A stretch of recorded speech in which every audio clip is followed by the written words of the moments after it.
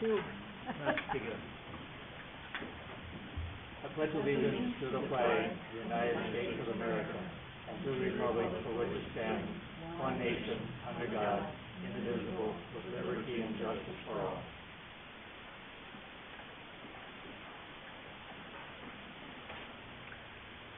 Okay,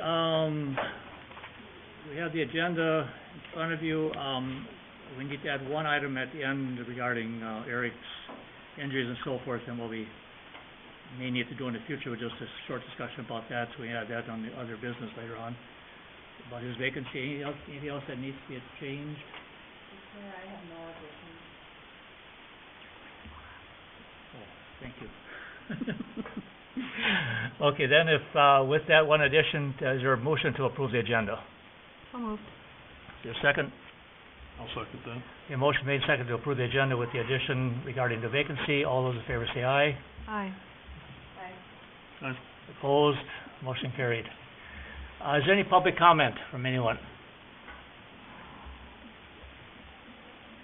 Hearing none, we'll move on to the consent agenda. We have the consent agenda with the approval of the minutes of the January 12th meeting, the January 12th work session meeting, the minutes of the October 6th Senior Commission for a Lifetime meeting, Resolution 126-2015 Baseball Club donations, the minutes of the December 2nd Park Board meeting, Resolution 126-2015 gambling exemption for West Carver Ducks Unlimited, and additional claims for the month of January. Do any of those need further discussion or need to be pulled?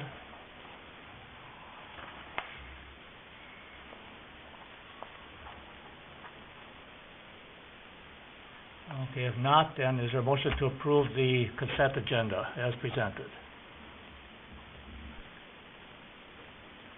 Make a motion to approve the consent. Is there a second? I'll second that. Okay, motion made second to approve approve the consent agenda as presented. All in favor say aye. Aye. Opposed? Motion carried. Okay, then we're going on to staff reports, Public Works. Kyle. Sure. As you guys know, or if you don't know, we got kicked out of the cruiser, last week on Friday, after, some staff issues with the electrical and all that.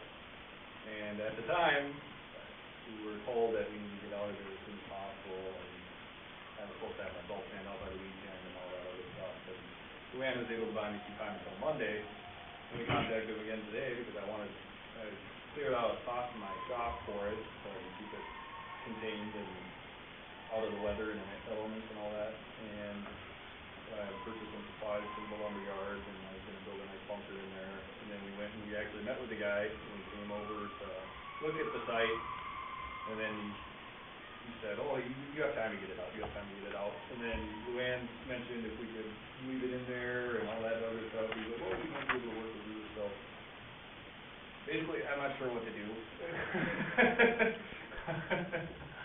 So I have the supplies and stuff, I cleaned out the one side, I have room in the shop for it, if need be, but down the road next year, it's gonna come up, where should I put it, and all that, so, just so you guys know. So it was Mark Lundgren that was here, and I talked to Mark about the possibility of the city maybe just renting that one stall from the county, so that he is going to talk to the risk management people and see if they can't do a one-page little contract where we could leave that salt sand in there for now, just to mitigate any liability issues for them is his biggest thing. And so then in the meantime, Kyle and I were talking about that maybe it needs to be, salt sand storage needs to be on a work session agenda for discussion, because we knew this last fall, if you remember, when we knew that they were going to take it back over, what were we going to do. So we'll have to decide what we're going to do with the salt sand for next year, but hopefully we can buy some time and get a contract with the county to be able to leave what's in there for now, and it's not this, we have to immediately move it out. So that's kind of where we're at. Okay, so just to clarify from my knowledge, if the county owns that facility or owns the building? Correct. The city, it was a tax, as you know, it was tax forfeited property. The city had 3 years to put it to public use, and if the city hadn't put it to public use by then, they could return it back to the state. So that's what we did. When we took it as a tax forfeited property, one of the reasons we took it was because we didn't have enough road right-of-way on the north side of Fifth Street. So we were able to break off that part, and the city also wanted to get the well in their possession. So we have done those two things, and now the rest of it can go back Okay. to the state, which it has. It's happened. It was like November of 2014, I believe, when that occurred. So I suppose if we can find enough time to get through this winter, you know, need to talk about it come spring or come summer for next year then. Okay. I'd recommend we just try to bide the time and not build anything, because that salt in your shop would destroy I know, that was one of my, concerns. So, yeah, if we can, does the county oversee that for the state, or has the county picked that up? Tax forfeited properties go back to the county. The county's an arm of state government, so they provide the services on tax forfeited property. So they get their direction from the state. Okay, thank you. Anything else, Kyle? that was it. Okay. You've got Kyle's report in front of you. Is there any questions for Kyle?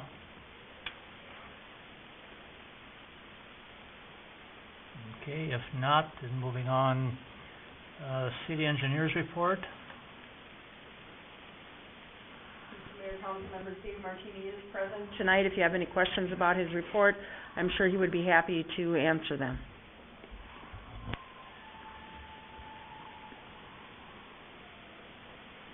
When Founders Square expansion gets reviewed, does that get charged to Hartman?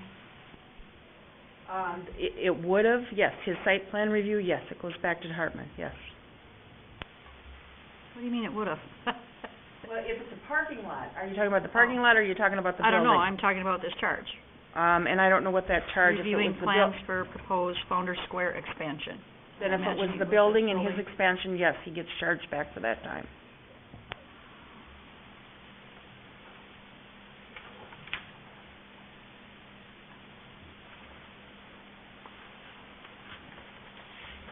Any questions for Dave Martini? Is that expansion going forward? To my knowledge, no.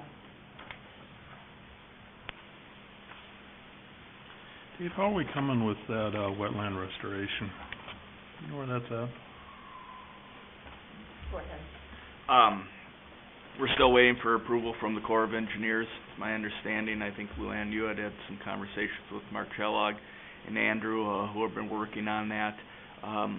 Sounds like they're getting close to making a decision on that. They're questioning some of the wetland credits and the way the storm sewer kind of cuts across that wetland as it's designed. They have some concerns about that, so they're asking some questions if there's some alternatives to kind of skirt the storm sewer around the edge of the wetland, which would give us more credit. So we're taking a look at that, one, to see if that gets us our approval, and then two, from a funding standpoint, it gets to be a question of that adds some length to the storm sewer, which adds some cost, but do the costs get offset by the extra credits we would get from the wetland credit standpoint? And so that's the evaluation that's being done.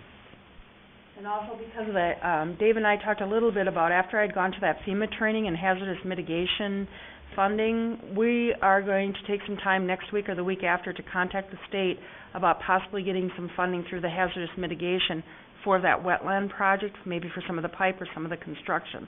We're going to see if we can, if there's a way to leverage some funds, since that was part of the flooding issue too, last June. So, and where that is on that FEMA, I emailed Tim Walsh today. The state has to approve their amendment to their hazardous mitigation plan, which it has done that, and now he is taking it to the county board for approval. It will have to come to the city of mayor for approval, and then once it does, then we can apply for the funds to raise those sanitary sewer manholes that we wanted to do. So that's still in the process too. And just to add on to that wetland, with a couple new members here too that maybe haven't been involved in the history of that the last couple of years, and you'd certainly contact Luann, or I'm always available too if you'd like a little bit more of the history of where we've been and where we're at with that project. Well, I thought that was under discussion when I got off the council way back when, so it's been a long time It has. So who's the holdup? Is it the county that's the holdup, or what's the holdup? Right now, it's Corps of Engineers. We need a permit from the Corps of Engineers, and that has been a long and grueling process. But It'd just be real good timing to be out there working right now. Absolutely, yeah. Perfect weather for Yep. it, so. And as Luann mentioned, we'll follow up with FEMA, but given the flooding issues that we had last year, I mean, it's certainly something that needs to get done sooner than later. Just wanted to put another piece in our overall stormwater management system, and then also just try to give ourselves a little bit of protection over an extreme event like that. the Corps hasn't been our only holdup, though. I mean, it's not like we've been waiting 4 years to... No, and there's For been them some to- easement issues and some other agreements that have been put in place that have been time consuming also. So you have no timeline or, excuse me, estimated timeline when it's gonna be done? We're hopeful that we will have approval by March, and that we'll be able to move forward with this project this year before the end of the year. That's what the extension was. Okay. Okay. Anything else for Dave? Okay, moving on, there was no sheriff's report? Mayor, I got the sheriff's department report today via email, so it'll be on the next consent agenda for Okay. year in review. Okay, and then, city administration,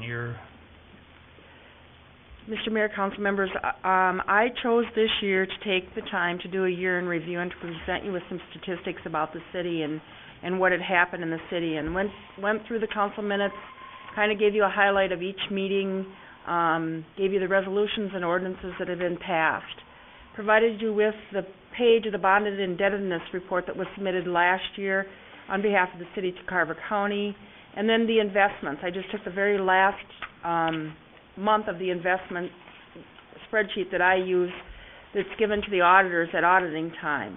I then did a couple other computations where I went and took all the fire department monthly reports to figure out what their service calls were, and gave you the information on the election, a little bit on water and sewer utilities, on the utility bills that were mailed out, talked about budget. This doesn't include anything from Public Works, and then I took each one of the boards and commissions and gave you a snapshot of what they had done and their goals for the year, so that you could kind of see where they're at and what they've accomplished for the year. I don't know, it's kind of a working document. I would like to include more of Kyle's activities and duties that he does, or maybe we can have him do one at year end so that you can see what he does too. But this sort of gives you a little bit about what we do as city staff and city government. Besides all the phone calls, the building permits, I gave you the year-end building permit file too, and all the emails and other things that we received. But this is just kind of a high-end overview of some of the actions of what you did for the year too, because I think sometimes that you step back and go, well, what did we do this year? And now you have a document that tells you, oh yeah, in January we did, or in March, and you can go back and review and see what some of your accomplishments were too. So I don't know if you have any comments or any suggestions for me. I'd be happy to take any that you have for the next year to be able to do this again for 2015. And I'd be happy to answer any questions you may have also.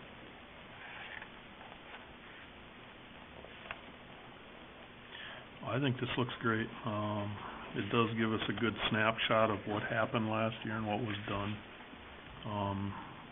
And just all the other little information that's in here.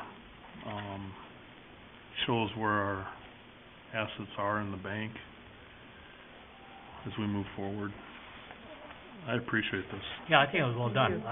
Very well done. Thanks. Probably more than a snapshot, it's, but there's a lot of information contained there that I think is nice to have available, or at least to know that it was compiled and put out there, so thank you. You're welcome. Good. And I can add it to the website, maybe to the financial information page or someplace. I can figure out a place to put it maybe too. Actually, you could put the whole thing on the website. Right, that's what I would do, yep. maybe on the city council page or something, add a link, add a section on, so I'll figure out some place to add it for you, so. Well, each, like the park board could go on the park board tab. Well, they're all out there already. All the goals and stuff are out there, and the minutes are out there. So this would be a place maybe on the mayor and council page, just that says year in review, or maybe on the council minutes for 2014, a year in review, and we just add this to there. Sure. So people, Mhm. when they go there, they can look at it, so. And if there's anything you'd like to see added to it, I would be happy to do that too for next year, so. Good. Okay. Okay, thank you. Anything else? I have nothing else, Mr. Mayor. Okay, moving on to 6.1, approval of engineering for capital improvement plans for water and sewer plants. Mr. Mayor, council members, if you recall, back in November, we completed a work session where the city engineer presented information on scope of work to do capital improvement studies for the water and the sewer plants. We had asked them to do this because we'd had some issues with especially at the sewer plant, where pumps are failing, are in need of repair or need of replacement, and we're not able to really budget properly for it. So this will assist us in being able to budget, in knowing what may be coming down the road, and it'll also assist as we do the rate study, because we'll be able to add this capital improvement plan into each one of the rate studies to know that we are setting money aside for capital improvement, so we aren't hit with a big expense at one time. But Dave can further explain the nuts and bolts of the capital improvement plan, but that was just why we ended up asking for the plans to be put in place. Yeah, and the only thing I'd add with this is we've gone through a couple versions of this where we started off with a bigger scope, got together with Luann and Kyle and Greg, and went through this and tried to trim it down to something that was a little bit more manageable from a budget standpoint, hopefully. So just wanted to point that out, that we have worked with staff to put that scope together. Is this something that other cities do as well? I mean, it's a lot of money to be putting out there for this. Is it? Yeah, we've done these for other communities, certainly. I mean, it's the intent here is to take a proactive look at the facilities you have so that you can plan for expenses.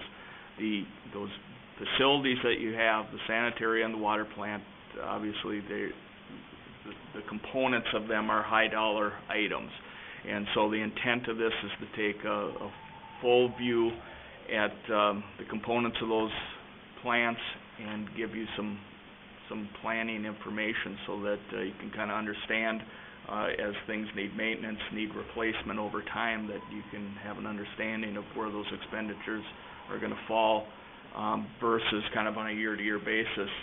Take a look at what do we need to do this year, and again, with those being large dollar items, gets to be difficult to fund those if you haven't been proactive in planning and trying to save money to deal with them. So this is just sewer and water, or is it just Sewer and water, the treatment plans for both. okay. When we discussed this in November at was it a budget workshop? I was not under the impression that it was automatically a go-ahead project. I think this is a lot of money, but it is money that we need to spend. This is a size project that we could ask for an RFP. I don't know if we could save any money, but you know, it's a considerable project that, you know, there's other firms that'd be interested in bidding on this. So I guess I didn't realize it was approved for Bolton and Mink. Well, and It's not approved for Right, Bolton and Mink. that- That's why it's here tonight for you to be able to approve it, Bruce. Okay. So. But they do have all the plans for our plants. They were the engineers on record for both of them. So they would have time into it, even if another company would come in and an RFP were put out, but we certainly can do that if you want. I think that when we met with them, the costs were a lot more than this, and we went back and negotiated the prices down and said we didn't need as much scope of work as they had wanted to present to us. So as staff, we were cognizant of the amount of money. We did budget for it in the water and sewer funds at this rate, so I know that Greg Kluver has had this completed on his water plant when he worked at Tonka Bay, and it was really essential for him in budgeting and being able to stay ahead of anything that broke down, or to have the funding available, so he wasn't trying to find money all the time to fix things that needs to be fixed. And I guess just what I would add is, obviously when we put these fee estimates together, it's based on the time that we believe that we're going to have into it, based on the scope that's been developed. If you are uncomfortable with the cost, I guess what I'd suggest is we take a look at the scope and just determine what areas work is being proposed where you don't believe it's needed. So when So when you're looking at the equipment, are you looking at where it's at today and where you think it's going to fail in the future, or are you just looking at, okay, it's 10 years old, these normally last 20? A combination of both. So you're looking at the actual machine or pump or... Yep, correct. Going through it with the staff. Some of the things, there's a normal maintenance period for them, so you can anticipate some of that. Some of it's going to be based on maintenance history, to give an indication of how often you have to take a look at those things, and then certainly the existing condition of them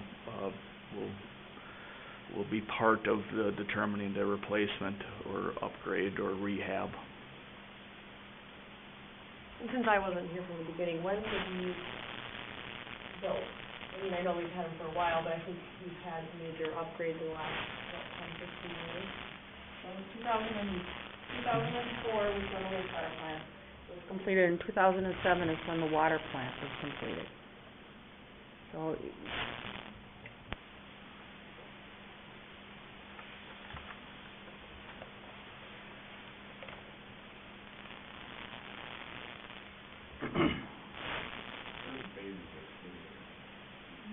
on the wastewater plant, right, so the upgrade and all those, clarifying all that was So 2004 was the second phase of it. Because the original plan was before that. Right, yep.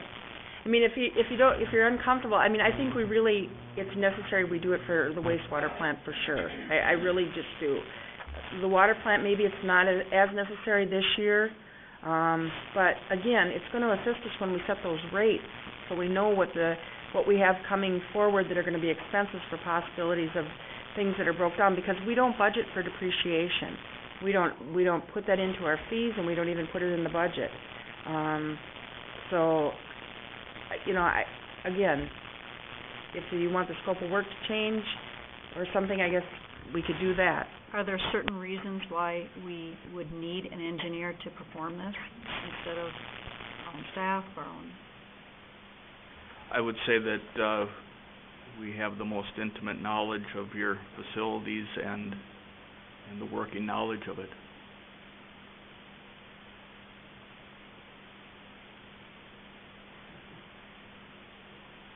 Why, maybe Luann can explain, why don't we include a depreciation figure in our budget? The city just never has.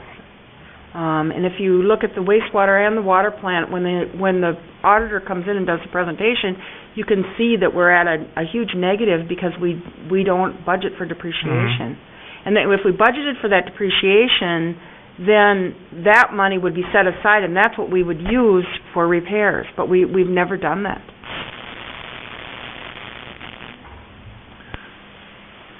Cities just typically don't, because it would make your fees and your rates too high. It would, the affordability of water and sewer, it would probably really skyrocket the rates. But yet you're gonna if you replace things in the future, then you'll bond for it instead of having the money set aside. So the future pays for part of it. So maybe the philosophy becomes that you budget for 50% of the depreciation, so that people today are paying for that expansion, And it isn't on everyone in the future, but it's who's gonna use it in the future by bonding for it. Mm-hmm. That's part of it. It becomes a principle or a policy decision again. I can see where this document would be very helpful, useful from budgeting. Be it at the same time, from maintenance, you're in the facilities day in and day out, and when you start having motor and bearing problems, that's typically when you fix them.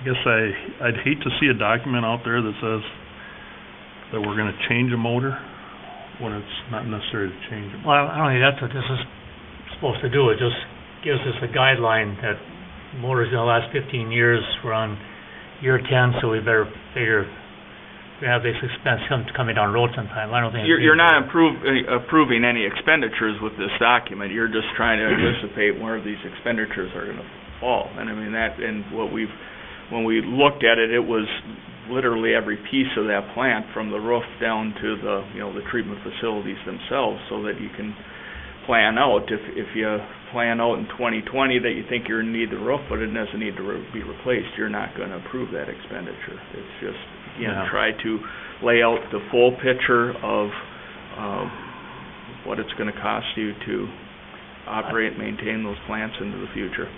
I sort of see it as it giving us a depreciation fee to use. That's what's going to end up. It's going to give us a depreciation number that we can use going forward. Now, whether we can pay that ourselves or not, I don't know. Kyle? Somebody put it for overtime. I don't think I understand that whole They will give detail. us numbers, we'll get numbers from them on what the expenditures will be. Right, I understand. And that's what I'm saying, is it's basically be a depreciation number. What the depreciation is, what we need to figure for depreciation on a yearly basis. Replacement, right. Right. So my next question is, if we go back in history to 2004 and look at all of our expenses on these plants and talk to some manufacturers, okay, what's the estimated life? Can we come up with our own number? Can we? I think that would be, for the wastewater plant, we'd have to ask Greg Hoover, because Mhm. Greg has a more intimate knowledge of the wastewater plant. So I don't know if you want to table this until Greg can be here on a Monday, and we can discuss it at the next meeting. And We just can so that certainly it's do that. clear too, we were asked to provide this Yep. to Right. you. Right. Yep. That this isn't, Right. we're not here selling this to you. We were asked to provide this to you. And Greg could maybe go into the importance of why it is important and why, I don't know that he's even comfortable with putting it together, and that wastewater plant is certainly his baby, because there are so many components to it. I understand. Yep, so I'm not sure that he would have a different take on the reasoning behind doing this. I'd still like him to weigh in. We can do that, absolutely. So would you Okay. like to put on the February 2nd meeting then? Let's table it until then, see if Greg can Okay. be here, and Okay. let's I'd have Chris come too, probably. see what he has to say about it. Okay, Okay. so we'll table that. If he can make it, yep, okay. Right. Okay, 6.2, approval of engineering services with KLM for water tower rehabilitation. Approval of either value-based contracting and/or traditional bidding of water tower repairs. And Mr. Mayor, KLM representatives are here tonight, so they presented you a scope of work for putting together the bids and plans, and then you're going to need to decide, I don't know if you want to decide whether you're going to do value-based contracting or traditional bidding, and maybe you can have a further discussion with them about the value of each of them, so, okay.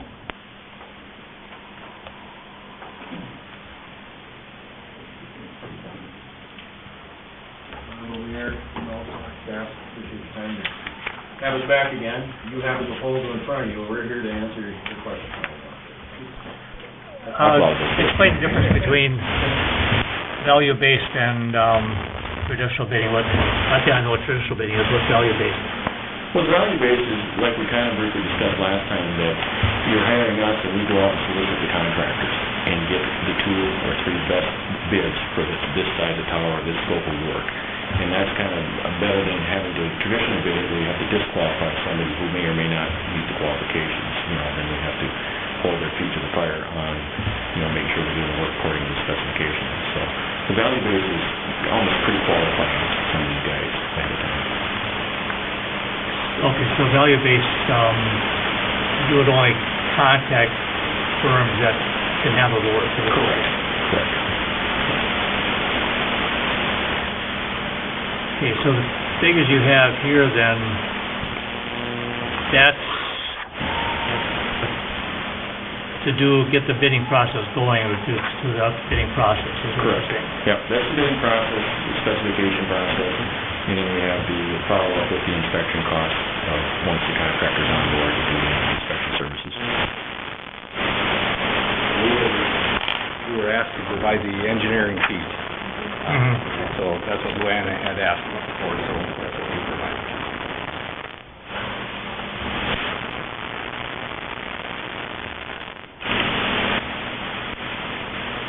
So if we approve this engineering fee, then we still need to decide on the bidding process, or I'm kind of confused on what's written here. Well, Mayor, remember you asked me to check with the city attorney to be sure that we could do value-based contracting, and he informed me that, yes, we can. And so, we don't have to do the traditional bidding, but I didn't know what you wanted to do as a city council, so I didn't come with a recommendation of either which way to go, and thought that you would need to have that discussion amongst yourselves, whether you're going to do traditional bidding or value-based bidding. And so, you can do it, if that's something you want to do. I guess that if you give authorization to KLM to do the engineering for this project, then that value-based bidding probably is already in your fee, I would think. Is it included in the fee? Yes, it's included in here, yes. Because it would be bidding, it would be bidding irregardless of whether they do it value-based or bid requirements. Okay.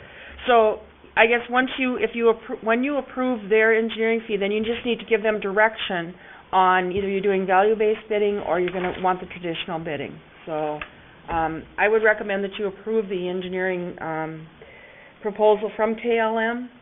And I believe the amount is in the back page, the last page here. The last page is, It's page 2. Page 2, I think. Page 2. Thanks. Yeah. So the total is $28,957 plus $2,800 for warranty and inspection. So a motion to that effect would be in order, then directing them to either do value-based bidding or traditional bidding.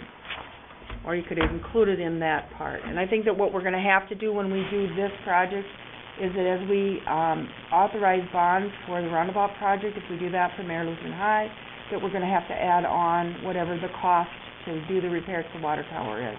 And I've already alerted the bond council people, or the bond finance people, that that may be a possibility, and they were okay with that, so. Just, Kerry, do you have any idea at all what the project's gonna cost us? I suppose that's, you're not gonna go. I've got ideas. I don't want to floor you too bad. Well, I'm sitting, so. Okay, all right. It could be anywhere from $120,000 to $150,000. A little higher? Yeah. Well, depending on the scope of work with the interior dry. If they do the interior dry. Yeah.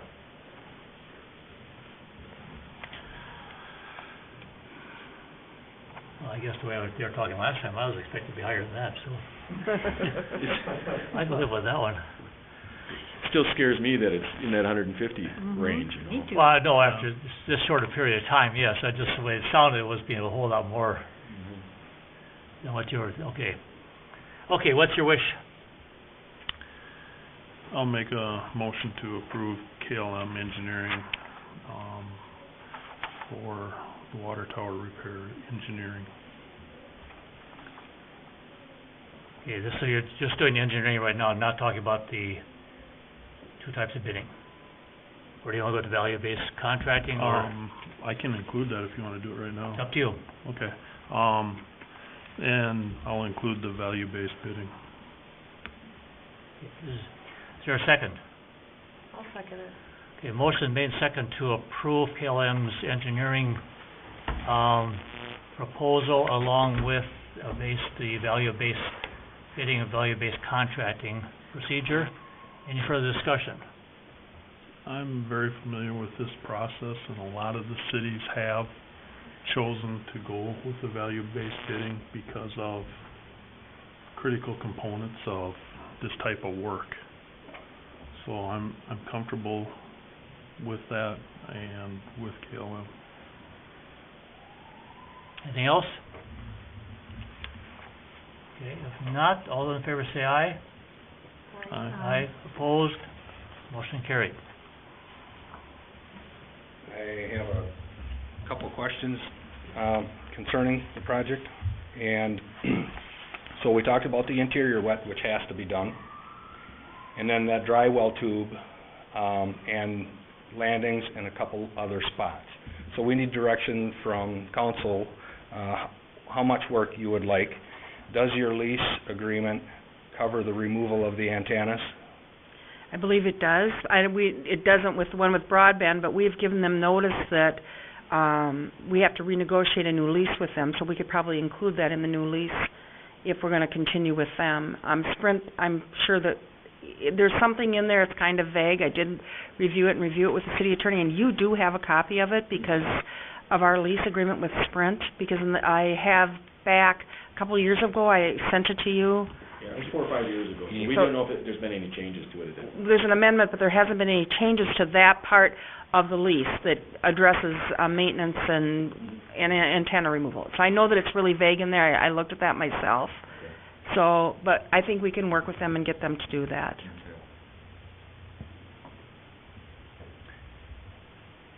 And this is, I might have a little bit of input into that. I'm with broadband. okay, I'm not sure that Sprint actually owns all that other equipment up there. I'm not certain, but that's something that you would want to investigate, because it looked like some of that equipment was not your traditional cellular equipment. So there may be a few antennas up there that maybe the sheriff owns, or, No. whatever, No, that you may need to... they're all Sprint. It's all Sprint antennas. No one else is on the water tower but broadband and Sprint.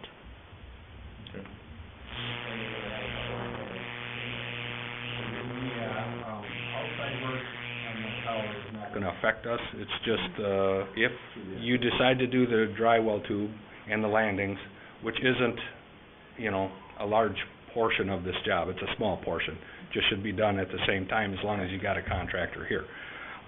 Then we would need to, know about if the antennas will be removed. And so when you talk about the landings, you're talking about bringing it up to OSHA standards, or the safety, the safety enhancements are getting rid of that at the top of the ladder. Is that what you're talking about now? Is that something additional? No, that's another whole thing. That's another whole thing, okay. That's Okay. for Kyle, you mean? Yeah, that's Yeah, for Kyle. we're going to do that, That's we're going to do that anyway. Okay. That's real minor. But it's a safety thing, it is very important. Yes. So- Absolutely.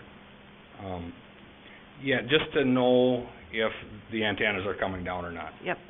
I can call you tomorrow and I can work on that with Sprint. I have a contact there. Hopefully we can get a little better response than we had from 2 years ago when they added some of those dishes and antennas out there. We've had some issues with them, as you saw by the punch list that I sent to you. Mm-hmm. So, and the response time, which Dave can speak to that, it was not very good. They were not very cooperative with the city. So hopefully we can get their attention a little sooner. If we have to have the attorney send a letter, we will. And then notices have to go out 60 days before the job starts. Okay, so From the city. I will get on that tomorrow for you. If you need help with that, we have Yeah. a couple of hound dog antenna guys Okay. that know everybody in the industry. Okay, Can maybe help you out on some of that. okay. So I just tell Sprint to take care of it. They're coming down by their own hand. I'll give them your phone number, Mayor. I like that, but Well, get their attention at least. yes, sure does. And there was one other outlier, and that was Kyle's request for a mixer to help alleviate ice, and it helps with your chlorine residuals in the summer. Correct. So do you want them to do, and maybe Kyle can speak to that a little bit more, do you want them to provide you with an alternative bid that shows us what that would cost? Because they could do that too for us, and then we've got that in there. I think think so, yes. From what I know, I talked to Kyle about this once already, and I think that's something we probably very seriously need to consider including, but probably should have a separate. Yep. Okay. Right. Separate line item cost. Also, exterior cleaning, okay, I know that needs to be done. Yeah, yep, I have that down for the scope, yep. Okay, Yep. Oh, yeah. Yep. Okay. Any other questions or direction at this time? Well, our plan then is to get a signed contract. Yep. And scan it, send it to me, whatever. Yep. And we'll get going with specifications right away, which Okay. means that, you know, you might be sent a project profile. Yep. Okay, which is a few pages, so we get everything in the specification, get Okay. that started. And, probably 2 to 3 weeks to get a preliminary report, Okay. specification. Okay. And then if we need to, we can come back out here and sit down and go through it with Kyle or whoever. Okay. And then I think we might wanna present it to the council again. Sure. To show the work that we've done to that point. Certainly. And we go from there. Okay, sounds like a plan. Has Dave reviewed this or no? Not that, no. No, he hasn't. Any other questions for us while we're here? Appreciate your time, thank you. Very Thank good. you. Appreciate it. Thank you. Okay, moving on, 6.3 broadband lease agreement, Mr. Anthony Will. Mr. Mayor, council members, the city council had agreed to enter into a lease agreement with Broadband Corporation at its January 13th, 2014 council meeting, and I attached a section of the minutes pertaining to the broadband discussion. Staff had sent 2 letters to Broadband Corporation, one in March of 2014 to not renew the lease, and again in September to not renew the lease, and if you review the minutes, you see why I was directed to do that. When the city had not heard from Broadband about the renewal of the lease, a letter requesting that Broadband remove its equipment from the water tower was sent in January 2015, and then the next day I get an email from Anthony with a proposed new lease.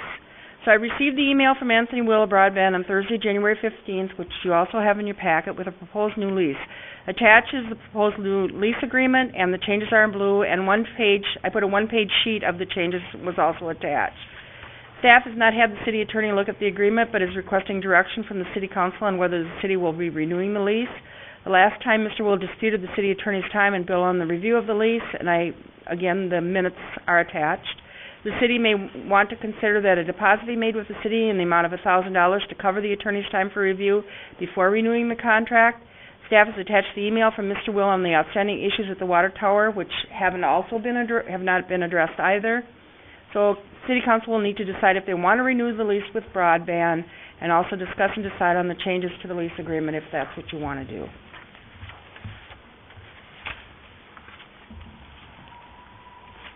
Well, thank you for your time, Mayor and City Council. My name's Anthony. I'm with Broadband Corp. I see a couple new faces. Congratulations on your election.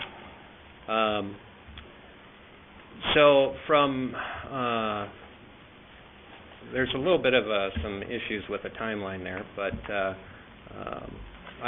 we did not receive the letter before I sent the request saying, my email specifically said, hey, it's that time, let's go ahead and look at a new lease.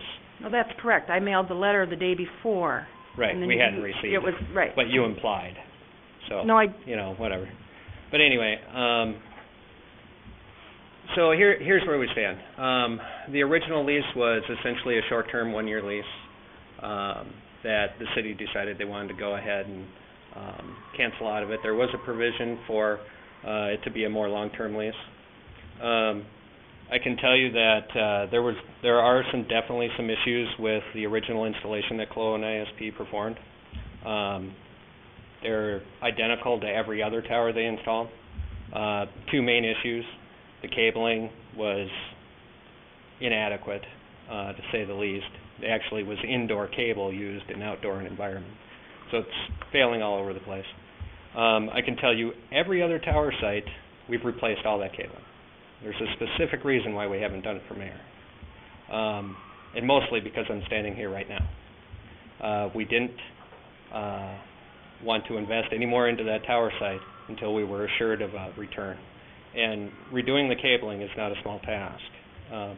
It's several $1,000s to do it. And if the lease was going to end, that's money thrown away. You can't just reuse the cable. You get a couple bucks at the recycle for copper, I suppose. So that's why the cabling wasn't addressed. Some of the issues that were, and I have a copy of the actual issues, I don't know if you do, I have a couple examples, pictures and stuff if you'd like to see. But basically, some of those issues had already been addressed as far as like mounting and things like that, because we've been on the tower site twice in the last year. And that was to connect the tower to our fiber optic and RF network, and get it off the DSL lines that were currently servicing the area. At that time, we did perform. We seen, like, some of the mounts were just, I mean, hokey is putting it nicely. So we reinforced them as best we could in a short period of time without, we climbed and went, okay, this is a mess. What can we do here to make it so at least the antennas aren't going to fly off the tower, with the intent to come back and do it the right way, which we have done at all 13 other sites that we purchased. So with that being said, it is our intent to get this site up to the same standards that we have all the other sites at, which includes redoing the cabling, which is the number one real concern, honestly. It's going to fail, so, I mean, we obviously have a motivation to resolve it. But it's mostly a tripping hazard, climbing up in there, and there's literally, I got a picture of it, it's a rat's nest of cabling at the port to access the top. And it's just a bunch of silliness. The 2 times we have been out there, we did perform a cleanup. We installed they had stuff just laying on the ground and things like that. We mounted appropriate equipment at the base of the tower, cleaned that up. So that's where we're at. We'd like to maintain servicing the community. That's the main thing. I think the real question is does the city and mayor want to have these services available to the city? We've drastically improved the level of service from Kelowna ISP to us. So, I mean, it's only gotten better. We've actually managed to grow the customer base, which is a feat in and of itself, considering the reputation. So, I think we've done well. Again, we'd like to get it cleaned up, and some of the stuff, like, I'm just hearing now, the water tower's getting repainted or whatever, some pretty serious work sounds like it's being done on it. So, any way we can assist, include 5-year lease, with the opportunity to cancel at any time in there. You'll automatically renew, unless the other party notifies the other in writing of the intent to not renew no less than 60 days prior to the end of the current term. Right. So that was part of the debate that we had the last time, is the city really didn't like that. 4 renewal terms of 60 months and an automatic renewal. We really didn't want to do that. It was one of the issues we had. So that's why we went and gave notice right away so that it didn't automatically renew, so that we could do that in order to come back to have the discussion about the term of the lease. One of the other things was about the access to the water tower. They want 24-hour, 365-day access to the water tower, and we aren't willing to provide that to them. I don't think that anybody should have 24-hour, 7-day-a-week, 365-day access to our water tower. It becomes a safety issue. We're charged with protecting the public's water supply, and now someone has access to our water tower. Please asking for that changed this time too. Yep. I would like to address that particular component. That is true. We need to be able to access our equipment and be able to service that equipment 24/7. We can't be limited. The site's of no value to us if it goes down and we can't work on it. Why do you need 24/7? Because it can go down at midnight. It can go down on Christmas. And what would happen? Usually it does.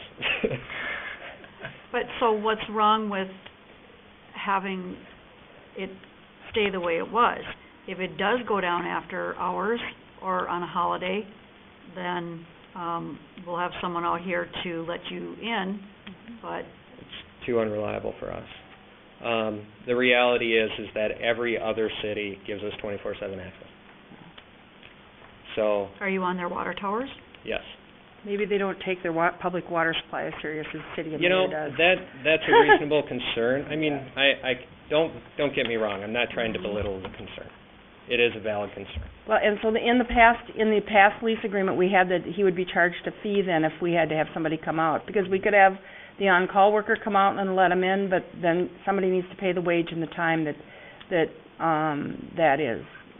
person is gonna have to come in to let him on. And that got taken out of here also. I just don't think that's unreasonable. Well, we pay the electric bill. They don't pay utility, but we pay that electric bill for whatever cost it is for them to operate their equipment too. So, and they pay us $50 a month rent, is what we get from them. I thought we were gonna get internet service too here for the city. I think we were, but it was tied to a number of, once they had a number of people signed up. What is your customer base right now, your current customer base approximately? Currently, we service 20 customers off of the Mayor Tower.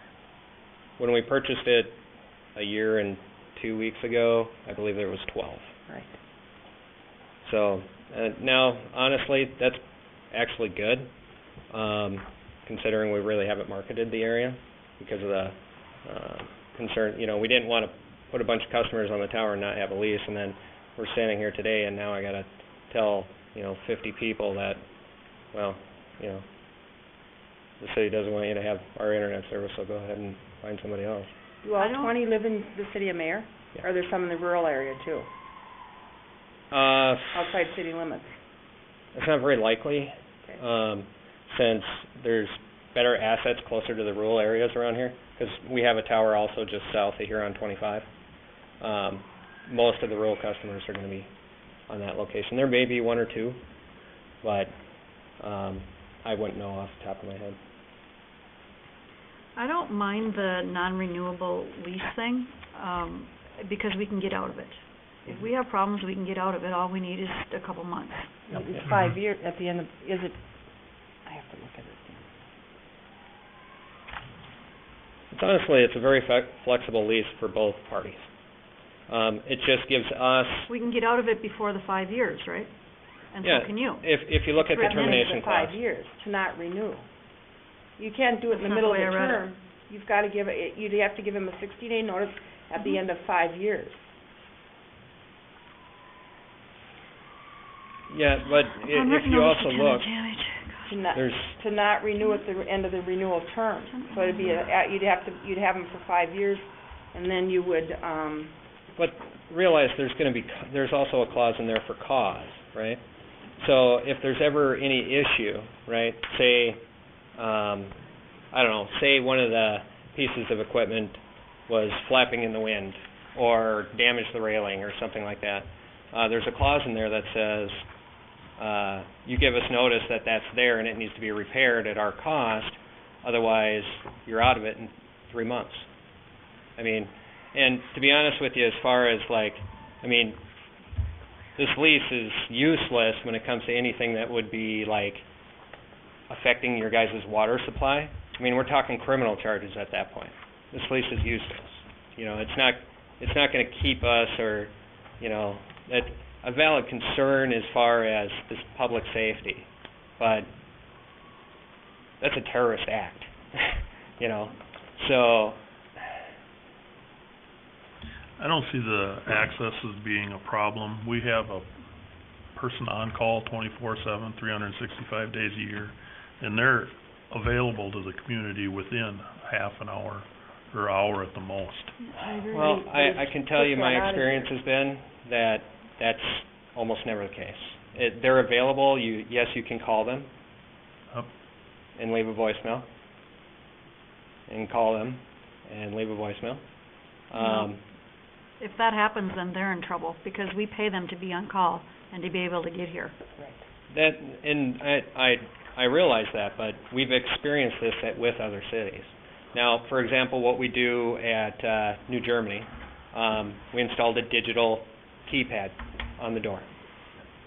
So the city at any time can change the code. Don't have to rekey, nothing. You just change the code. So there's ways to mitigate that if there's, for whatever reason, you find that you don't want us to have access to the water tower.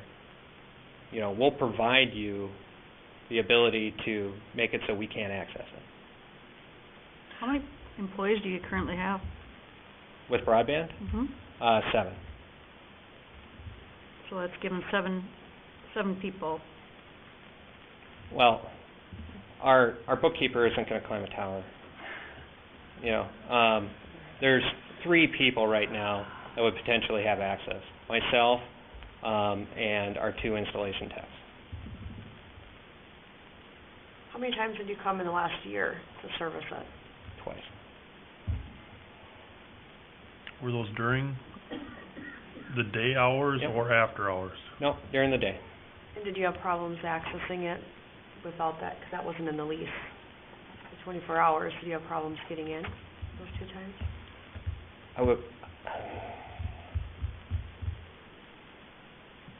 I'll say yes. Can you explain? Working with the city of Mayor, it's been, never had a problem communicating with the city council, or any of the employees of the city council, or the city itself, except for one. And that's created some tensions and issues that have made it difficult for us to access the tower.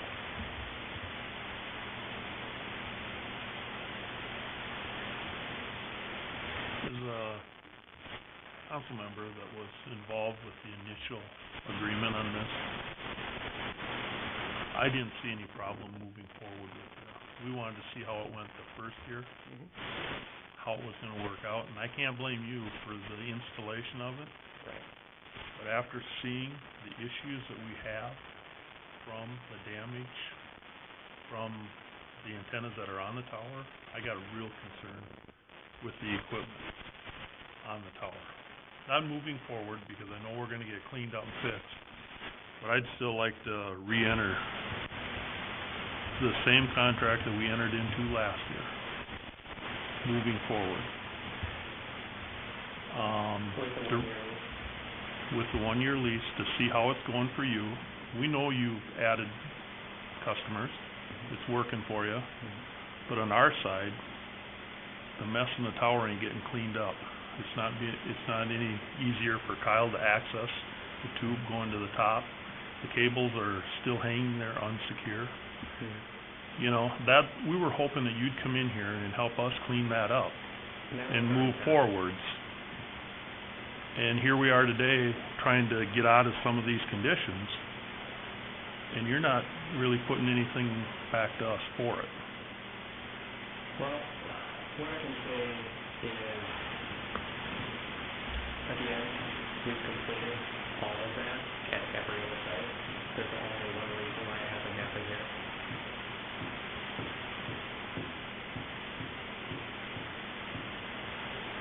That's because it was just a 1-year lease, you're saying, or access?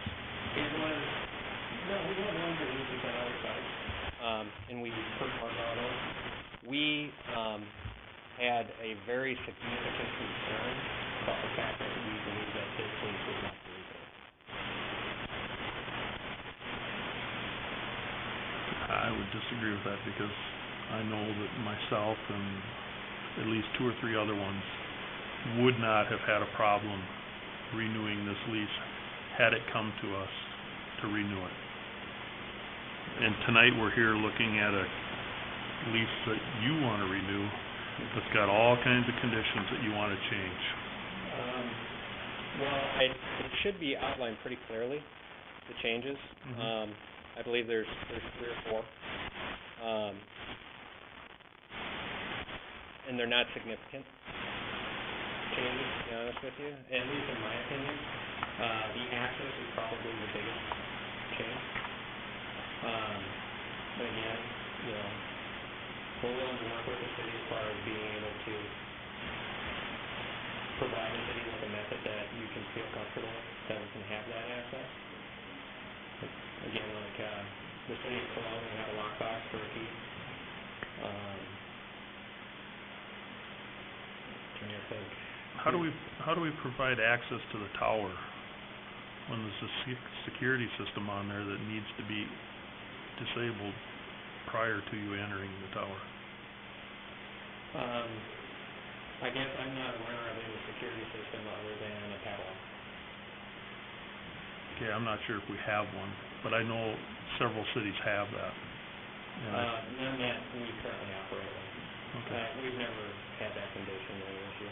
I would assume that there's a call center they would call and say, hey, it would be an authorized access to you or whatever.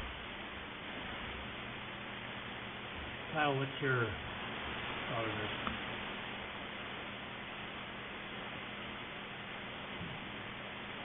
There's a lot of issues with this, on the power grid, I'm not in favor of putting power after, I think we need to put power away. I don't want anybody coming to power and using without us knowing, with our water tower, the main purpose of the tower is for water storage. Incentives, that's a perk, but, so, that's my main reason. Full water. Yes.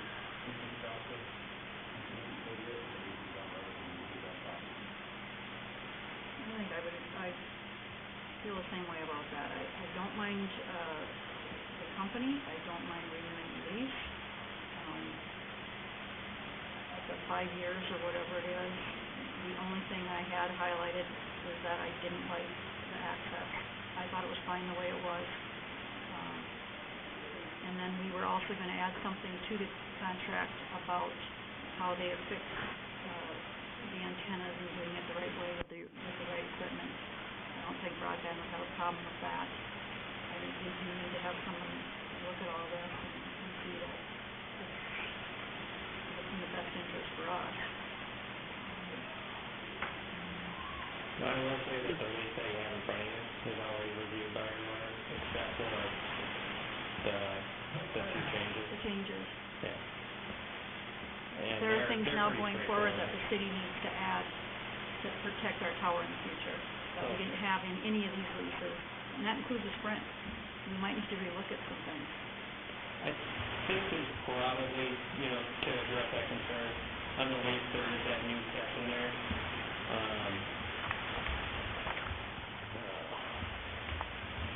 That has the 90-day clause. It's in section...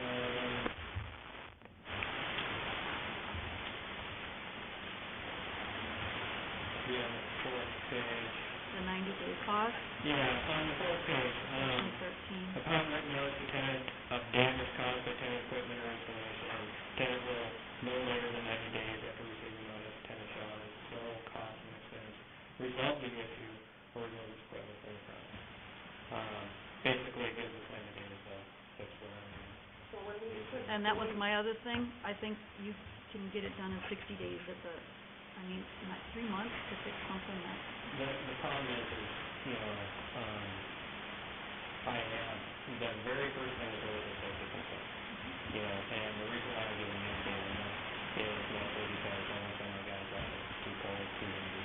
If we got an ice cream on top of that tank, it's slippers in the ice rink. That's the reason for it. Sure. It's the safety concern.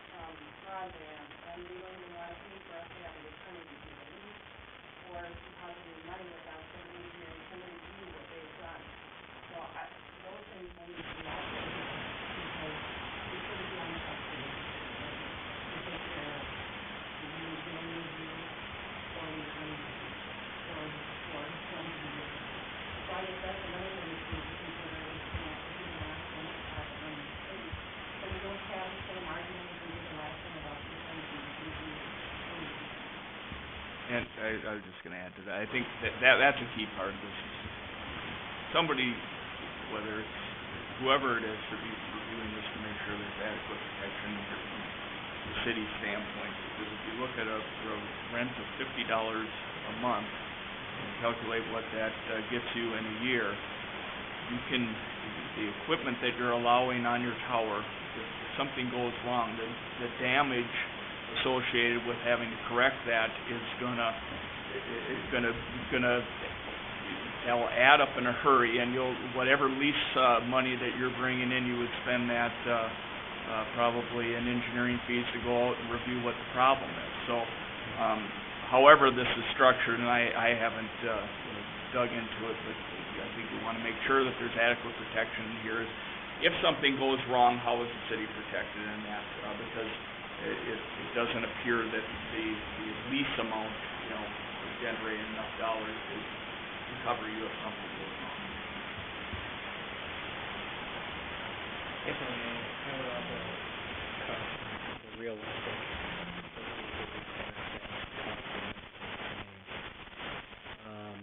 I realized that there was originally a big part to the original coding for necessarily everything, and you're having less issues or something. I'd find it really hard to believe that they would talk about anything else. It's more likely that the original coding would probably come in. And you have another expert here that I'm sure can weigh in if necessary, but I guarantee you that you have issues associated with that tower that are a direct result of allowing providers on your water tower. Yeah, but there's a big difference between what we're installing and what a cell company is installing. Okay?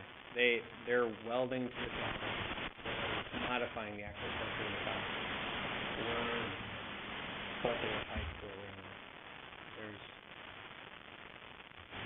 Just keep that in mind. Bolting a pipe to a railing can cause damage to your coating, and again, the cost associated with addressing that issue can add up very quickly. No, as long as we got KLM here, and they do this, they work on these contracts continuously, I'd ask them if they got any replacements as we move forward. Yeah, I'd like you to.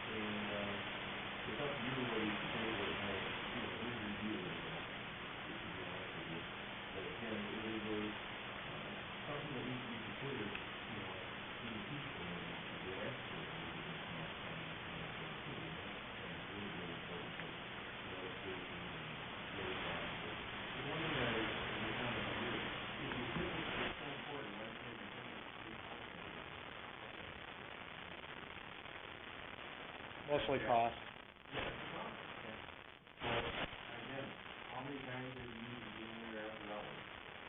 We've been very fortunate with Mayor. We haven't had.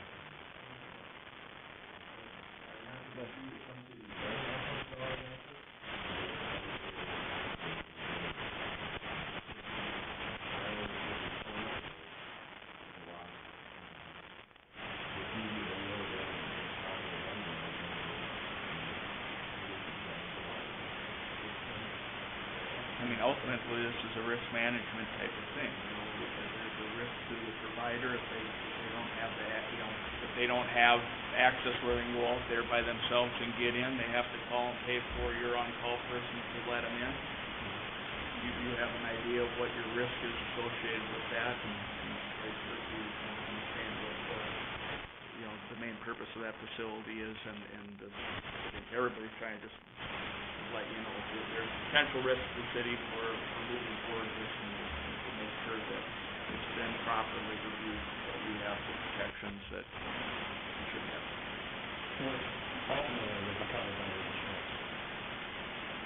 If there was any damage caused by equipment, the insurance is probably enough to build a new tower. That's a pretty hefty insurance. What's that? That's a pretty hefty insurance to build a new tower. Well, I believe it's assuming a policy. I don't know how much it will cost. I would assume it's what. Okay, I guess, I think we probably need to go back to this. On the access question, I can see you're wanting or may needing 24/7 access, but I think it has to do an on-call, where there's an on-call fee. I think even we are letting ourselves open to a huge liability issue if we don't take care of our water system. I think, it's all with, if I'm not mistaken, I think the Department of Homeland Security gets involved in something like that. So, we can't give access to anybody.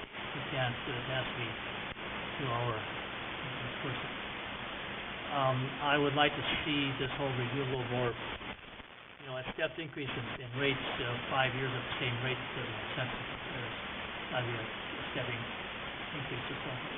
Right, and that's what I thought. Well, but even 5 years, I was in business for 4 years, my prices never stayed the same from year to year. No, I just feel it's so long. So I think the on-call fee, I think the rates, I think, it needs to be addressed. I need to have to review a little more and come back to it. So,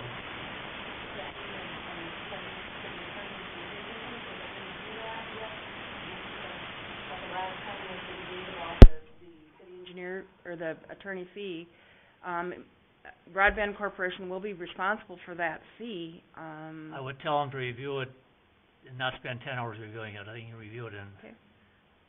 he sits down and reviews it an hour or two, he should be able to get Okay. everything put in place. I mean, if our gentleman from KLA could review it here in 15 minutes, our attorney could review it in an hour, so. But there's the Federal Communication Act of 1995 that states you can hire anybody outside of your specialty to look at that, whether it's the attorney or us or somebody Yep. else.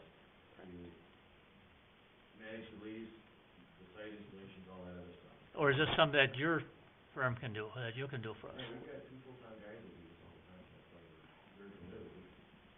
Well, maybe that'd be a Okay. way to go. I mean, they're more intimately in knowledge of the water tower and the needs of the water system and maintaining dike integrity than I think our city attorney is. Mr. Mayor, just so you're aware, your attorney on retainer or whatever, essentially wrote this lease. So with that in mind, if broadband's gonna be asked to pay for it, first I'm gonna need a number before I'll agree to anything. But, he would probably be able to go over it the quickest, because we can just look at the changes and go. I think KLM is suggesting, though, that there's gotta be something in here about maintenance and some other issues that we haven't addressed in the previous lease. So what I'll do is I will work with KLM on a new lease agreement, and then I can send it past Dave and ask him just to review the new sections that have been presented and for, conformity to legalities, to be sure that we're protected as a city. Okay. So we'll table this and hopefully, it should be done by next meeting in February, so. One thing I would ask is if, communication could be provided to us, with the KLM deal. Not sure what you guys are performing out there, but this is basically the first time I've heard anything about it. So, you know, I found out from a customer that you guys weren't renewing the lease. I mean, I would appreciate some communication as a leaser, and it obviously impacts our company. You found out from the customer that we weren't gonna renew the lease? Yeah, that there was discussion that the lease was not going to be renewed. Okay, I'd had a conversation with Luann, being we have not heard from you, or had not heard from you, knowing that we were moving forward with these repairs. I asked Luann to contact you to find out if we could get the equipment removed. So, That's the first I've heard of that. So a letter went out one day, and then Anthony contacted me the next day, so he hadn't received my letter yet, but somehow then he had emailed me about renewing of the lease. That's what had happened. And Don is the one that contacted him, because we had discussed it at a city council meeting on a Monday night. And so Don is the one that contacted them to find out what was going on. That's how that all went. Yeah, that's the thing with 24/7 access, right? I mean, has anybody had their internet go off, and you call up and, well, we'll get to that tomorrow, but obviously it's going to be moving forward. Yeah, and I understand the 24/7 need, because I have lost a little internet too, but with being on the water tower, we need to take extra caution. There's no way we can make free access to everybody with that. Valid concern. Yeah. And also, I doubt that if my internet goes out and I call broadband, at midnight, they're gonna come out. I wouldn't come out to your place, no. Out to Even the though I water love you. tower. I love you, but, I won't come out to your place, I'm but just I saying, they're might, gonna tell me, we'll check this in the morning. I tell you what, I've been literally Thanksgiving midnight, until 3 o'clock in the morning working on the tower myself on Thanksgiving Day, and it was cold. Yeah. So yes, we do that. Honestly, it all depends on how many customers are impacted. If it's 5-10 customers, no, we can wait till tomorrow. If it's 500, that's a completely different story. I would like to see see it renewed, because I think it's a vital service in something we need to provide our citizens. I appreciate But we need to do it in a manner that's best all the way around. Yep.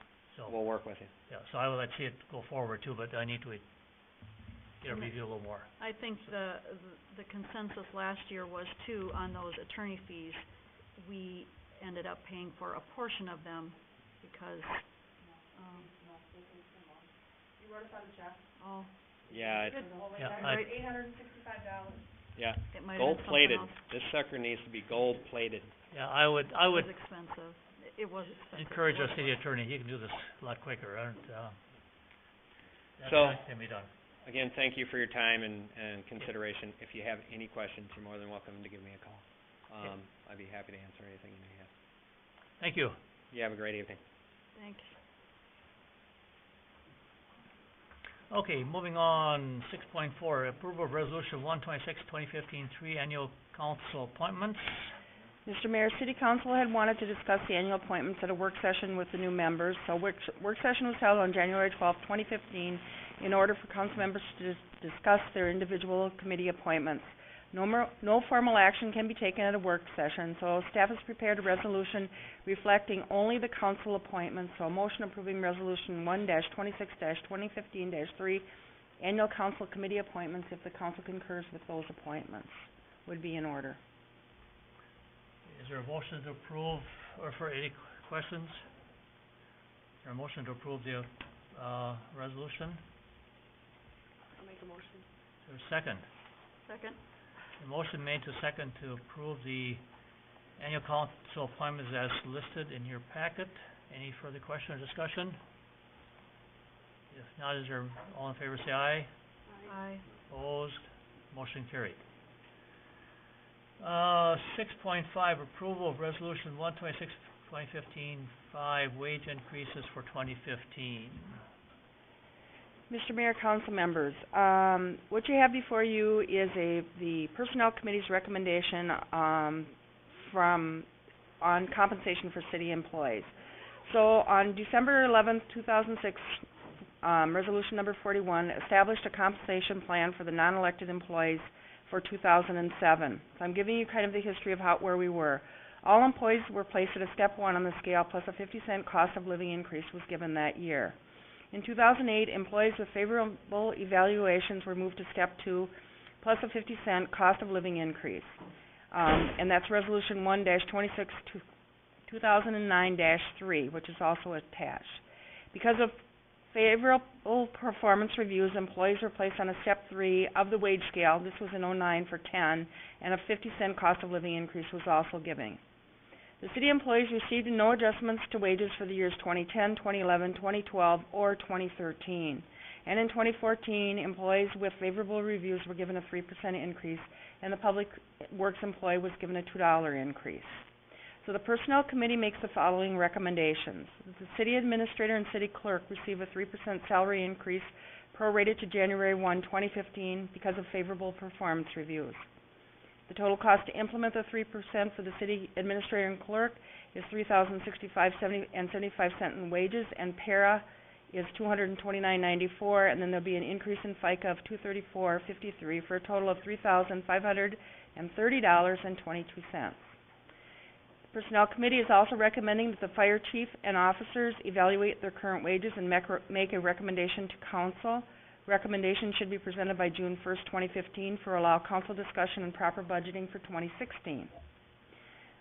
The Personnel Committee also recommended that current Personnel Committee should evaluate Council wages, compost employee wage, and part-time public works wage, and make recommendations to the Council, and that the City should begin the process of hiring additional office staff.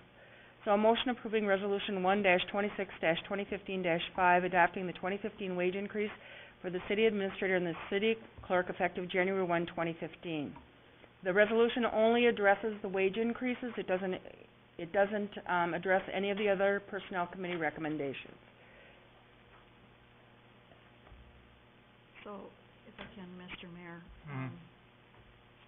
a little bit of history. The Personnel Committee, before the new members and the new mayor were sworn in talking, Mike Dodge and I had realized that this council, or the previous council, kind of overlooked the wage increases or the raises for the city staff. And so we had a meeting, I want to say the 9th, January 9th, or around in there, 8th or 9th. And that's where we discussed it and some other things and wrapped up some things that we hadn't wrapped up before. So, and that's where these recommendations are coming from. It's from the previous Personnel Committee.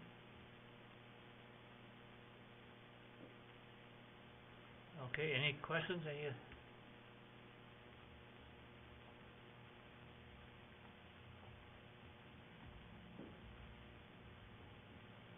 So if I read this right, there were no adjustments for 4 years there?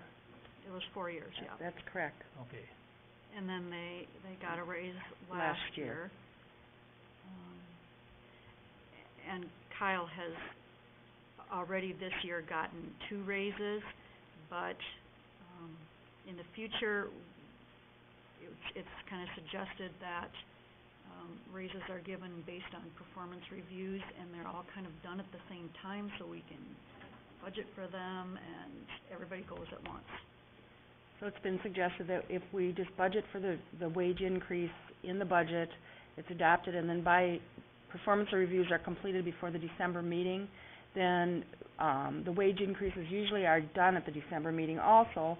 So then you'll know that you can amend your budget in December accordingly if their wages aren't going to be, if increases aren't going to be given, to reflect what the wishes of the City Council are.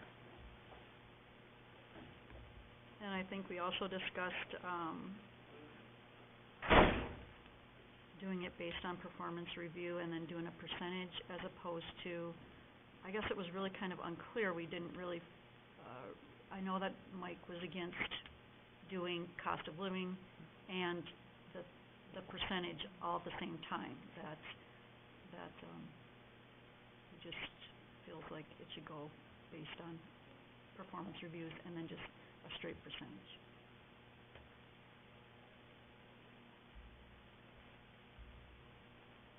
Okay, this is coming from the Personnel Committee, then you're saying? Correct, Okay. yep. You say there was no wage adjustment, that's wages. Did we not increase their insurance a little bit? Yeah, it was In like that $8 dental. Oh, that was it? It's like $2, a dollar, I know there was dollar something a piece. Yeah. A couple bucks a piece. Yeah. So, okay. No, I'll make a motion to approve this. Okay, is there a second? A motion made, second to approve the Personnel Committee recommendation regarding the adjustment to the wages for 2015, effective January 1, 2015. Any further discussion? Okay, all in favor say aye. Aye. Opposed, motion carried. And then, along the lines of this, these recommendations, we highly suggest that we do start looking at getting some part-time staff in there, maybe at a work session or, let's get rolling on it. Because we were gonna do it more than a year ago, and we still haven't done it, so. Let's put that on our next work session. Well, Mr. Mayor, Or- do we wanna do that, or do you wanna do a personnel committee for the personnel committee to review what you want those actual duties and job description to be? I'd like council input on what, And then, and then personnel. well, traditionally you do it the other way around, Tice. Usually you have the committee do all the legwork, put the draft together, and then bring it to the city council for them to review. That's how we usually do it. Same in the, but unless because it's personnel, and the city council holds the personnel, duties, if you want it to come here, it can come here too. It's really up to you. So however you wanna do it. I don't care, Jared. You wanna put it on the next work session, which would be the end of February, to review job descriptions, or what do you wanna do? Who's on the personnel committee? I gotta look at The mayor, the acting mayor, the city administrator, and the city attorney. Oh, boy. Are you deciding if you want a meeting with certain people? We can do it on a work session, doesn't matter to me, but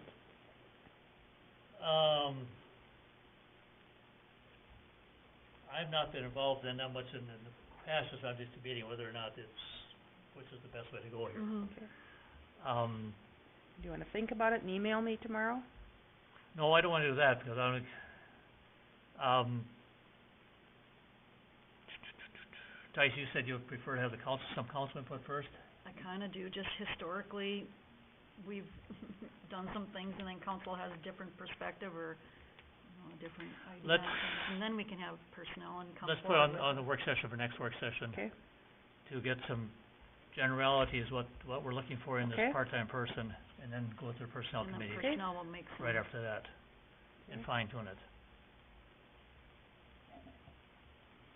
Okay, was there anything else in that, on the, what that is? And Rod's here, so he knows that he's been given the task to look at, officers' wages and fire department, so that and have something before June 1st, if you can. Yep. Okay, moving on, 6.6, approval of Twins Youth Clinic.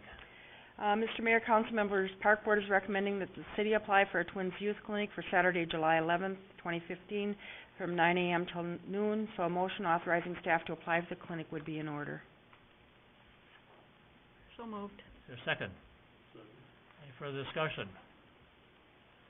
Not all in favor, say aye. Aye. Opposed, motion carried. Approval of contract with Wayzata Timing for Mayor 5K. Mr. Mayor, council members, Park Board is recommending that the city enter into a contract with Wayzata Timing for the Mayor Moxie 5K to be held on Saturday, June 13th, 2015. A motion authorizing staff to enter into the contract with Wayzata Timing to provide services for the Mayor 5K would be in order. The cost for the past 2 years has been $347.30 and $334.65. Staff is requesting again council authorization to enter into that contract with Wayzata Timing for the Mayor Moxie 5K. They're available that day? I have emailed him, and I'm waiting for him to be sure that they are, but I had let him know before. Just so, that's Winstock. Nate wanted me to tell you that. See, in the weekend before, we had the thing that was, It's Lola's stuff. Lola's 5K. Park- Table it. Well, do you wanna, no, We're gonna do don't it. table it. Give me authorization to be able to enter into a contract, but Sure. I can work out the date with the Park Board Okay, for clarification at makes the next so meeting. moved, I saw that and without the date, so moved, Well, yeah, that I'm just have authority to do it once we get a date set. sure. Okay, is there a second? Okay, motion made second to, approve this agreement, pending the, picking up a proper date. All in favor, say aye. Aye. Opposed, motion carried. 6A, approval of purchase of heating units for the community center. Mr. Mayor, council members, staff had presented the quotes from Peak Heating and Cooling and Statewide Gas Services at the January 12, 2015 meeting. City council had instructed staff to obtain one more quote. Staff contacted Centrair in Eden Prairie, and I also was contacted by Silver Tree from Egan. The bid from Centrair is for $12,800 for the 2 units and an additional $1,400 for the 2 economizers, for a total of $14,200. Silver Tree from Egan quoted the cost of 2 units at $12,114, an additional $1,500 for the economizers, for a total of $13,614. I have attached information on the economizers, and I've also attached the quotes, so staff's requesting direction from the City Council on the heating units for the community center. I was contacted by, like I said, by Silver Tree, so they wanted to provide a quote, so I took their quote. No, with the economizer, it's a $720 rebate, right? Right. Yep. But that's probably not with that quote. No, they aren't in the quotes at all, no.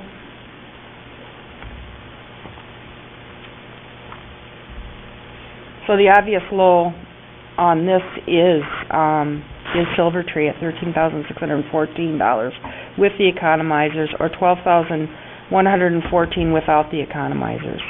They're the low. I will tell you that we've used Peak Heating and Cooling for many, many years, and even without the economizers, they're only not quite $500 more. So it's really up to you again. A decision could be made. It doesn't necessarily have to be the lowest bid, but it could be the lowest responsible bid. No, wait, Peak, you said $500? I see. Well, they're $12,600 for without the economizers, and they're $12,114 without the economizers. They're quite a bit more with the economizers. But each one of them will get how much off on a rebate? Only on the economizer. Only on the economizers. Only on the, but each company. Yeah. $1,500 total for the two. $750 for the economizers for myself. Or $720, I think it was. $720. Yep. So it's $1,440. In reading what the economizers do they I don't know. do they make that much of a difference in? I don't know if they make that much of a difference for us. What they do is they recognize that the outside air is cooler than the inside air, and then they open it up so the big compressor doesn't have to kick in. But, you know, there's not a lot of people, like in this room. There's only 2 or 3 of us in the other room during the day, and they talk about that. You know, people and computers tend to add heat, but I don't know. I don't know if there's really an advantage to having them. You bring in the outside air. from outside, and that's not good Right. for computers. And if, No. right. And when you read the thing in the economizer thing, it talked about that there's an additional component you can put on that takes care of that humidity, because sometimes the humidity can become an issue too. Well, that's not included in this. So I don't know that they are necessary. I guess if we were going without the economizer, I'd like to go with Peak Heating because it's someone from Mayor that I think I should do business locally if at all possible. If we go with the economizers, that's another story. That's $2,000 difference practically, or $1,800. So that's another discussion. I'm not quite sure from what I read about the economizers whether they really Are a benefit. are a benefit. I would agree. I forgot to ask Bob about this. I did talk to someone about the economizer, and big facility, they are cost-wise. Bigger than this, you mean? Bigger, well, People in and out. facility that's got more people in it. Right. You know, Machines and, if the kitchen was full all day, you know, it'd make a difference. But, you know, the other thing they said is it's ridiculous, we've got 5 units on the roof. You know, they should be combined somehow with just a damper that opens either for that office or this room. You know, it's the number of units, and I don't know, you know, being this is an old structure, can you do that? I think, Bruce, that was the issue, why there are 5 is because of the structure. Because My structure- understanding is that if block walls go all the way up, and that it was more cost effective maybe at the time to put units, that many units up That there. many units in. Right. Yeah, so it's unfortunate we're stuck with 5 units, but, you know, for the office and this room, I don't think we need the economizers. And I agree, you know, Keith is local. If we need them, they're here.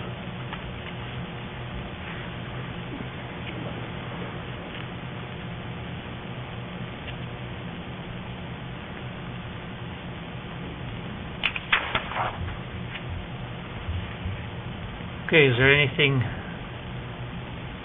else, or I'm looking for a motion? I'll make a motion to use peak heating and cooling to replace the 2 units with the Hope economizers. Is there a second? Second it. A motion made second to go with the peak heating and cooling quote of $12,600 for the 2 units without economizer. Any further discussion? All those in favor say aye. Aye. Aye. Opposed? Motion carried. Okay, 6-9, review and approval of elected officials out-of-state travel policy. Mr. Mayor, do you want to table these until the next, you want me to bring them back to the next meeting in light of the time? They're short. We could do that, or if you've had a chance to look at them, if you think they're, I looked them through and I don't see anything that Okay. needs to be, I think the out-of-state one, I don't think we're gonna have many people going out-of-state for any No. travel anyhow. No. So, and it looks like it's all pretty cut and dried as far Okay. as, has to be pretty much Okay. directly city-oriented. Yep. Is this a new policy? Oh, they're old policies. Mhm. Because it was first adopted on, November 28th, 2005. You see at the bottom. The out-of-state policy was. And the code of conduct was adopted on one in 2011. I guess I don't understand why we need a elected official out-of-state travel policy. We just thought we'd have it covered in case. Mhm. Well, I can tell you why, because it didn't cost the city, but when we looked at our first water treatment plant, 6 of us flew down to someplace in Kansas to look at a water treatment plant. That cost was covered by the manufacturer at that time. He flew us down there, but was some of your office going with or not that time? I don't. Well, no, it It was was wastewater plant, wasn't it? the wastewater, yeah, it was actually one of the, It was before your time. State Before mine. Department, one of the people from Minnesota State, MPCA? MPCA flew with, yes. Greg Kluber did, myself, and, 6 of us, anyhow, that went down to the middle of Kansas, all places. So, yes, it could happen, not too likely, but, that is probably, we need a policy like this in place at least, yes. Okay, is there any question on this, or should we just, you wanna go ahead and prove it, or wait, or table it? Do we have to approve it, 'cause we already have it and nothing's changed? I would guess I would approve that you've reviewed it and it Approve the stands- review. Approve the review, yep. So we can put that it was reviewed and you approved it, yes. I'll make that motion change. then. I'll second it. Okay, motion made and second to approve the review of the out-of-state travel policy. Any further discussion? All those in favor say aye. Aye. Opposed? Motion carried. Okay, then, we have 610, review and approval of code of conduct. And this you said was, from 2011.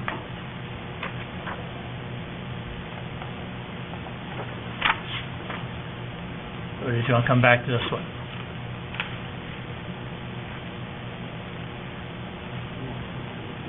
Pardon? Oh, my. Okay. I'll make a motion to approve them. Second? The motion made and seconded to approve the review of the code of conduct. I looked at it too, I'm fine with the way it is. Any further discussion? All in favor say aye. Aye. Opposed? Motion carried. I would just ask that you keep them then, and then you can start your own little policy book so you have them. If you want me to punch them before I send them to you, I could punch them and you can put them in a 3-ring binder. so you can How about you, collect your own Jerry? policy. Don't find out what folder on my screen. You have a file on your computer for that, no? I can find a file for him someplace. I bet you could. Okay, council reports. Anybody have anything to report? Yep. Okay, other business, this is Eric's, temporary vacancy. Luann and I talked about it, or emailed, I think, basically, a little bit. Probably right now, our thought is to leave it as it is. If it becomes a problem in the future, we would have to appoint someone to fill the position temporarily until he is able to return to the position and reappoint him back again. I think right now, the important thing is that attendance is very important, that everybody so we have a quorum. Because if we don't have a quorum, then we can't conduct any business whatsoever, which would make the meeting go really fast. So I guess I'd just ask, that attendance be kept up place, and then we're in good shape, and we just move on. Luann, do you have an update how Eric is doing, or does anybody have? I understand that he's been upgraded to stable condition. Maybe can you address more? Do you want to, Nikki, or? Well, Nate was just there yesterday, and he was hoping to move to a regular room today. Okay. Night. And then he wants to go to Ridgeview. He's hoping they'll transfer him to Ridgeview. Okay. Okay. Anything else? Any other? If not, is there a motion to adjourn? I'll second. All in favor, say aye. Aye. Aye.